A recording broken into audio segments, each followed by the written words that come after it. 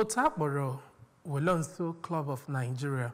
bụ otu chịkọtara ụmụ nwoke ndị nwere ezi nghọta, ịhụnanya nakwazi nlekọta ịkwalite ugwu dịrị mmadụ merụbere ọgbụgba afọ 16 ha ji wee malite ya na ịgbape nnukwu ụlọ ezumezu bụ hall. Otu a bụ mmadụ ole na ole ka o ji wee malite ndị nọ na mba ofesi ha mechaziri gbasa aka ịnabatakwazi ndị ọzọ bụ ndị na-akwado ebumnobi na ihe legara anya nke otu a maka inwegharị obodo n'ụzọ ka mma.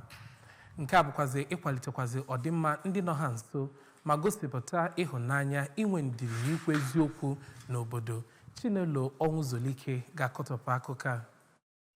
Mmemme ndị otu ndị Wolonso a bụ nke dọtara ndị imerime mmadụ nke gụnyere onye eze ọdịnala Enugu otu Agleri bụ Igwe Emmanuel Ejimofo, onye nọchitaburu anya ndị Anambra East na West na ụlọ omebe iwu nke etiti bụ Chief Chinedu Obidigwe, onye President General nke Agleri Community Assembly bụ Barrister Ifeanyi Ile-Akasia, onye nọkwazi ọdụ ka nna ndị otu ahụ mgbe ọ na-agbapezi ya bụ ụlọ ezumezu, ka onye nọchitaburu anya ndị Anambra East and West na ụlọ omebe iwu nke etiti bụ Chief Obidigwe kelere ndị Wolonso maka mmụọ na ịdị n'otu ha nwere, si na ha na-azọpụ njem ukwu dike nke mere na ha wubere ya bụ ụlọ, ma sikwazịa ka ha gaa n'iru na-adịkọta ọnụ ma yarakwa ịbụ ndị ga na-atakasị onwe ha ma yọọ ha ka ha bụrụ ndị na-eleta onwe ha kwamgbe. Onye president nke Wolonso Club nke Nigeria bụ Maazị Nnamdi Iwuno kwupụtara na ihe niile ha mepụtara ya na arọ 16 ha gbara bụ na amara Chineke, ka onye